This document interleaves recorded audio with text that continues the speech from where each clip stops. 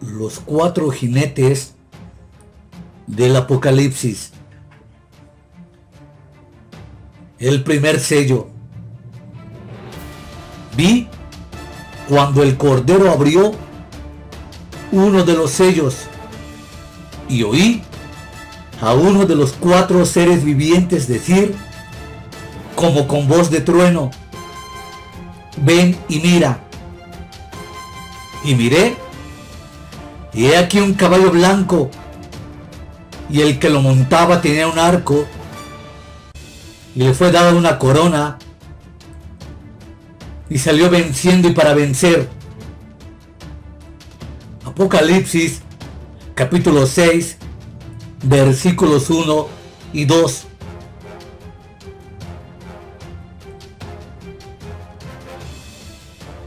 Los primeros 4 sellos nos muestran 4 jinetes. Cada uno nos presenta, pues, un hombre y un caballo. Los jinetes apocalípticos y los caballos son una representación de velocidad y poder irresistible. Este caballo blanco representa al anticristo, el cual está perfectamente detallado en el libro de Daniel.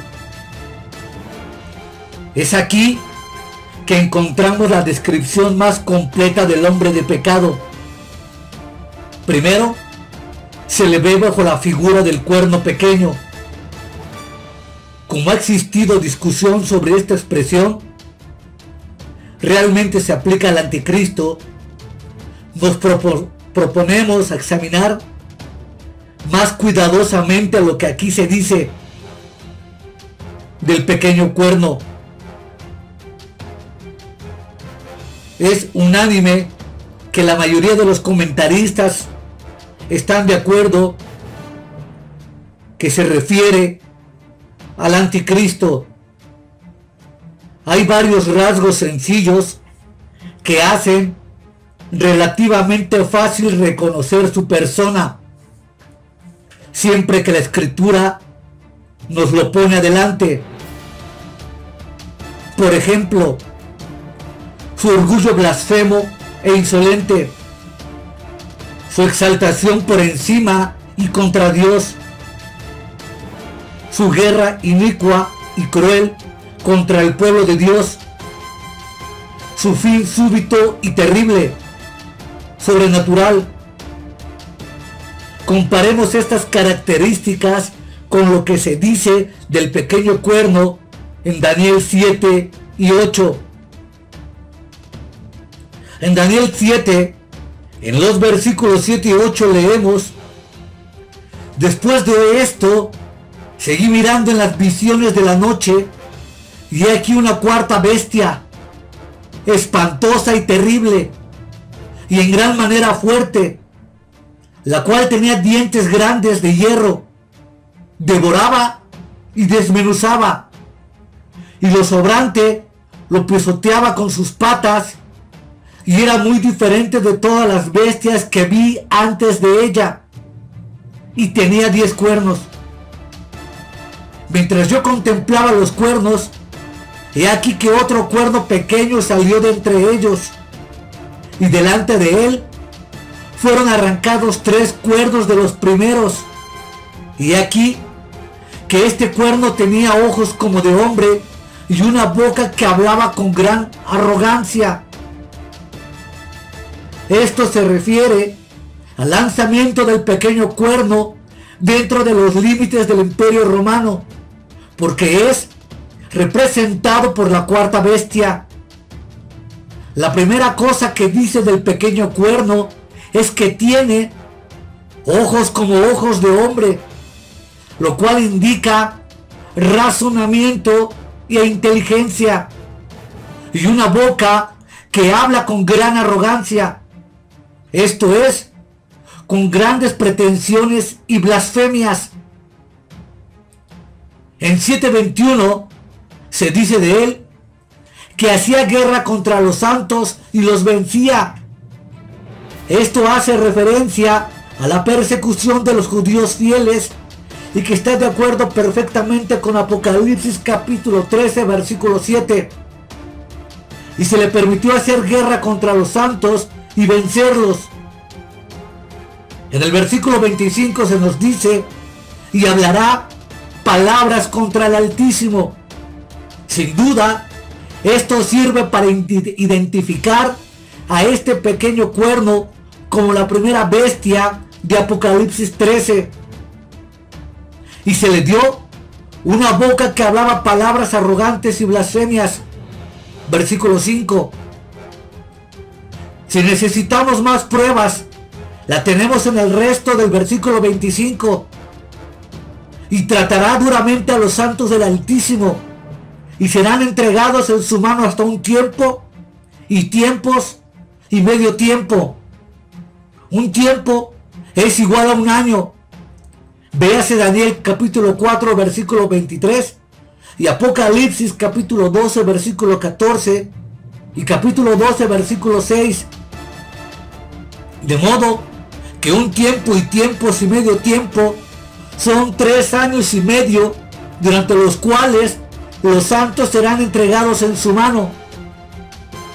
Esto corresponde exactamente a Apocalipsis capítulo 13 versículo 5, donde se dice de las primeras bestia, el anticristo, y se le dio autoridad para actuar durante 42 meses. En un capítulo ulterior daremos pruebas que se muestran que la primera bestia del Apocalipsis 13 es el mismísimo anticristo. En Daniel 8, el pequeño cuerno está delante de nosotros de nuevo, y este es el mismo temible personaje del capítulo 7, según se ha predicho de él. Primero, se dice de él que es altivo de rostro, lo cual está de acuerdo con lo que se dice antes, cuya apariencia era mayor que la de los otros.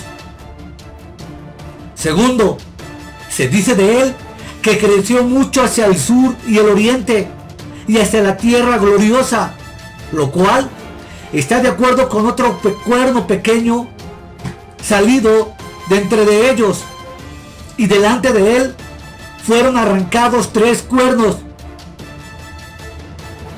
Tercero, se dice que destruirá a los fuertes y al pueblo de los santos, lo cual está de acuerdo con este cuerno. Hacía guerra contra los santos y los vencía. No debería haber pues duda de que el pequeño cuerno en Daniel 7 y el pequeño cuerno de Daniel 8 se refieren a una misma persona. Sus características morales coinciden. Los dos, desde un principio insignificantes, se vuelven grandes al fin. Los dos persiguen al pueblo de Dios. Los dos son abatidos por la intervención directa de Dios. Así, se sabe que el pequeño cuerno de Daniel 7 y el de Daniel 8 y el hombre de pecado, junto con Apocalipsis capítulo 6 versículos 1 y 2, hablan de la misma persona. Vamos a considerar ahora brevemente lo que se revela con respecto al anticristo bajo este título del pequeño cuerno. Daniel capítulo 8 versículos 23 y 25 dice: primero, que es un rey altivo de rostro. Esto creemos es una descripción literal de su expresión facial, aunque también creemos que tiene un significado moral.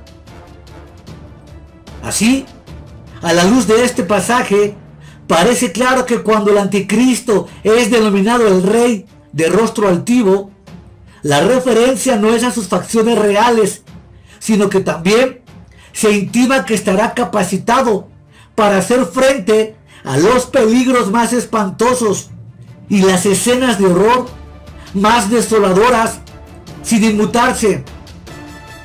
Segundo, se nos dice que con su sagacidad hará prosperar la intriga en su mano.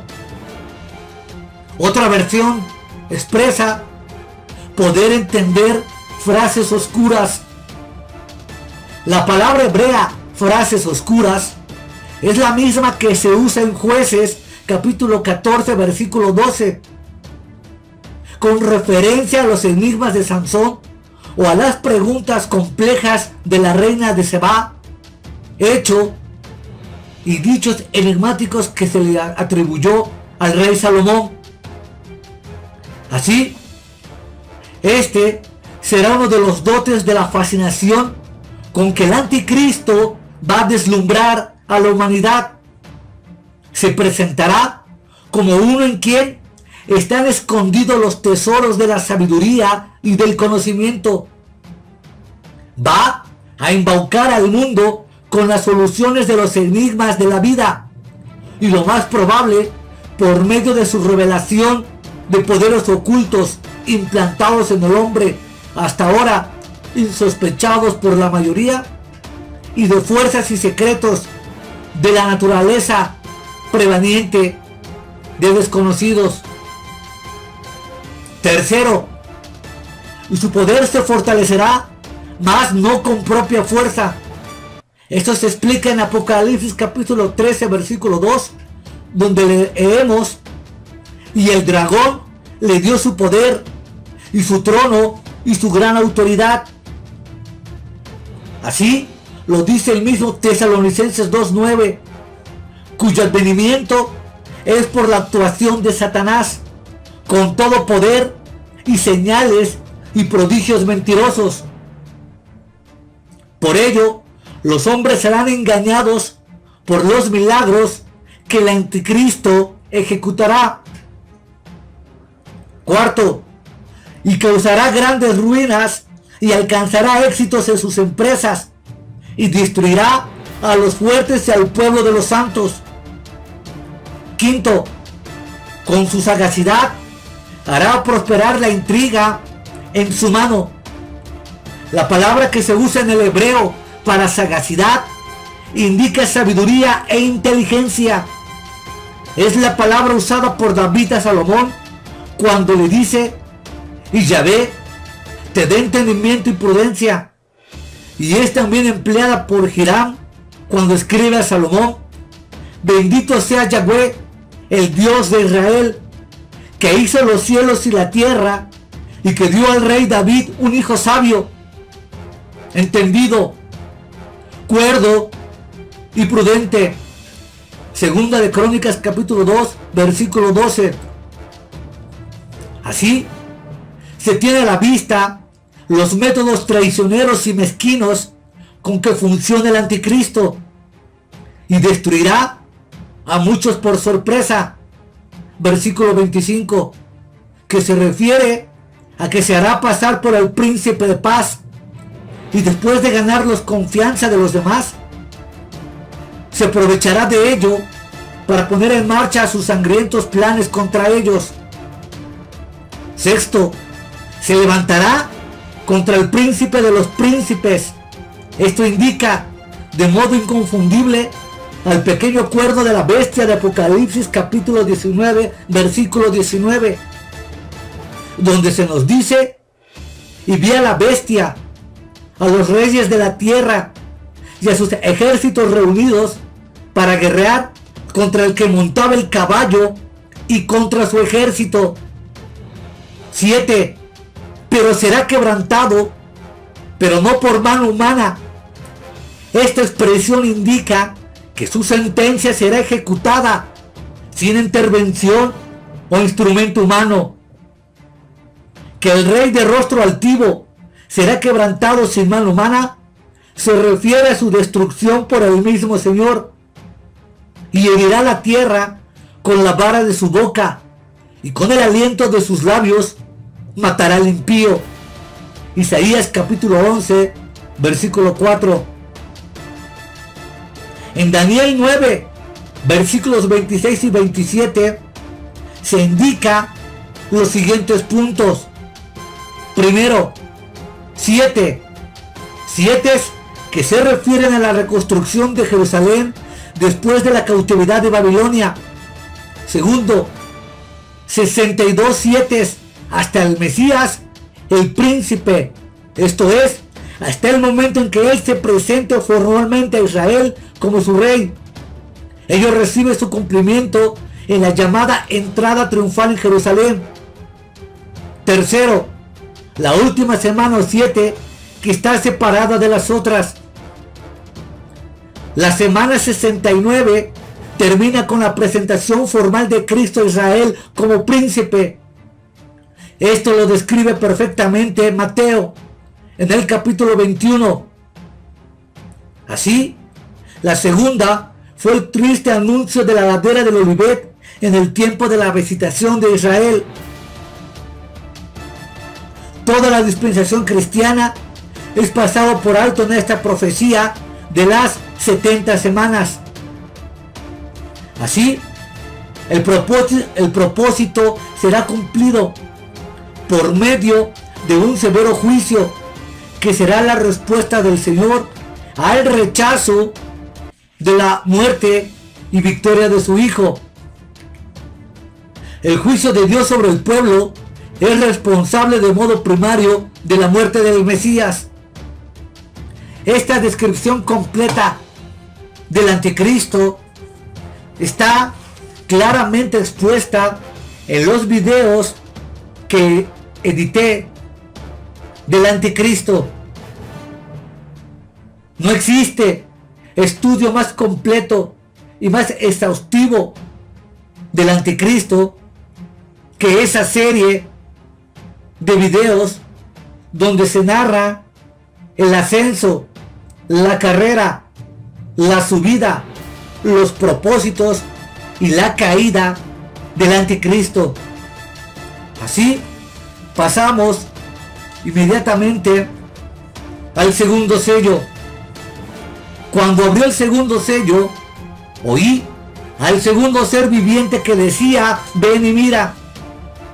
Y salió otro caballo rojo, y el que le montaba le fue dado poder de quitar la tierra, la paz, y que se matasen unos a otros, y se le dio una gran espada.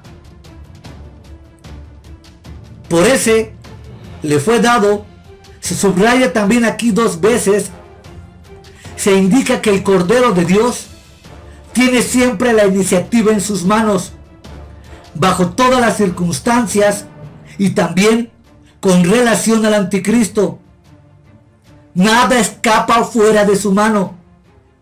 ¡Qué consuelo para los que abrigan en Jesús su esperanza!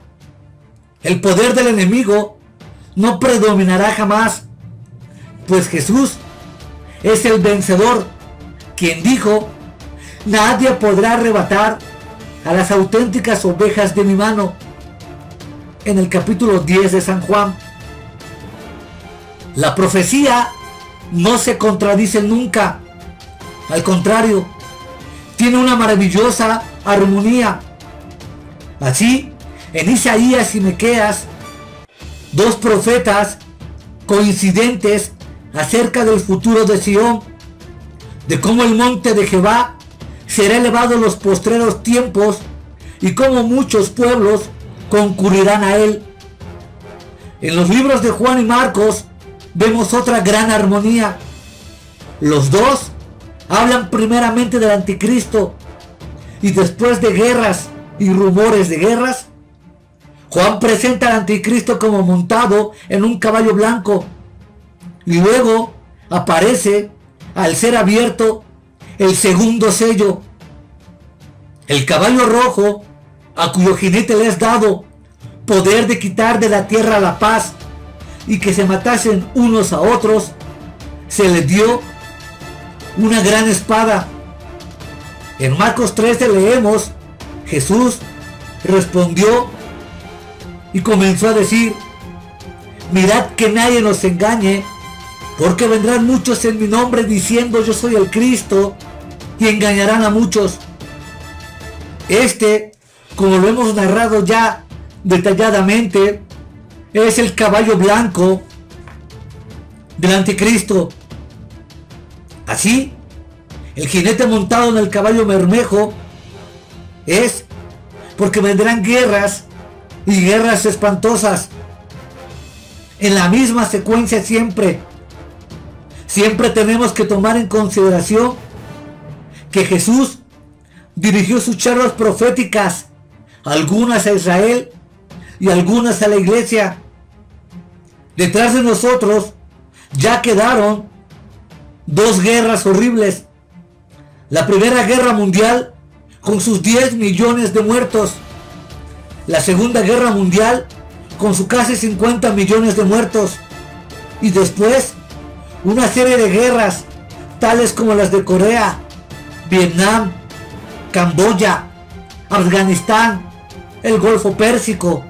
Son indicios de que los acontecimientos se empiezan a desvelar, a fin de que cuando vengan los grandes destapes de los sellos, venga tribulación cual nunca la había en toda la historia de la humanidad. Así, por eso es importante tener en cuenta los detalles de la profecía para saber distinguir los tiempos y las sazones. El tercer sello. Cuando abrió el tercer sello, oía el tercer ser viviente que decía: ven y mira. Y he aquí un caballo negro, y el que lo montaba tenía una balanza en la mano. Y oí una voz de en medio de los 4 seres vivientes que decía: 2 libras de trigo por un denario, y 6 libras de cebada por un denario, mas no dañes al aceite ni el vino. Se podría decir también: no toques al aceite ni el vino. La descripción del tercer jinete nos causa otra impresión, abarca más sentimientos. Los otros juicios fueron juicios indirectos del Cordero, en los cuales los seres humanos se destruían entre sí. Este, sin embargo, es un castigo directo del Cordero, de la ira de Dios. Aquí habría que tener cuidado. Cuando el jinete negro con la balanza en la mano significa el hambre. Hambre que vemos, que se estima que hay cerca de 800 millones de habitantes subalimentados o mal alimentados en este año. Entre tanto, la situación no ha cambiado hacia un mejoramiento, sino que se han agravado. Esto nos da idea de la gravedad que las circunstancias asumirán durante toda la época del Anticristo, cuando millones tras millones de personas morirán en todo el mundo por causa del hambre, ya que el Señor en tiempos pasados no eximió a Israel en este sentido, porque leemos en el libro de Lamentaciones 4:9 que eran más dichosos los muertos a espada que los muertos por el hambre, porque estos murieron poco a poco por falta de los frutos de la tierra. La balanza en la mano del jinete montado en el caballo negro señala racionalmente alimentos.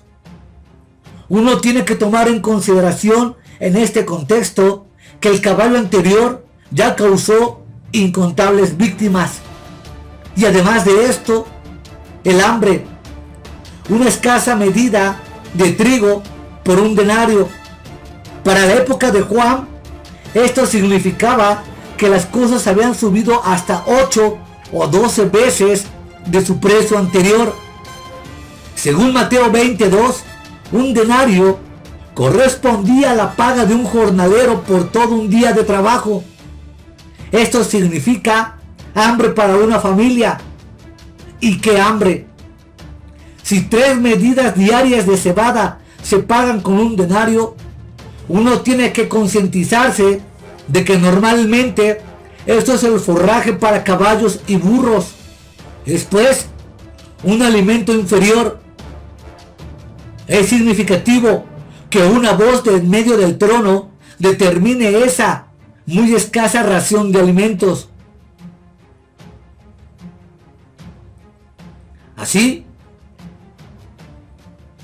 en el gran padecimiento de este tercer sello, sabemos que el que venciere no sufrirá daño de la segunda muerte. Así, en este periodo será un periodo negro, espantoso, de difícil asimilación. El cuarto sello. Cuando abrió el cuarto sello, oí la voz del cuarto ser viviente que decía: ven y mira. Miré, y aquí un caballo amarillo, y el que lo montaba tenía por nombre Muerte, y el Hades le seguía. Y le fue dada potestad sobre la cuarta parte de la tierra para matar con espada, con hambre, con mortandad y con las tierras de la tierra. Se dice aquí que el jinete tenía potestad de matar con espada, con hambre y mortandad. Esta última palabra derivada de muerte podría referirse a una pestilencia como las que ha habido a lo largo de la humanidad. El anticristo es realmente el sepulturero del mundo. La muerte no es una persona, sino el salario del pecado. Así como una red, el anticristo arrastrará detrás de sus Hades incontables víctimas. El último y más terrible brote del primer jinete, por tanto, es la espada, el hambre y la pestilencia. La crítica moderna del griego más avanzado ha señalado que esa gran espada podría ser la bomba nuclear, que destruiría instantáneamente ciudades, pueblos y naciones enteras, como lo vemos en el ejemplo de la Segunda Guerra Mundial, cuando los Estados Unidos de Norteamérica aventaron la bomba contra Hiroshima y Nagasaki. Vimos sus efectos, vimos sus desastrosos efectos que se tienen. Así pues, los comentaristas más modernos señalan que el anticristo tendrá grandes armas de un gran poder nuclear para poder someter e intimar e inclinar a todos aquellos que se opongan a sus más malvados y perversos designios.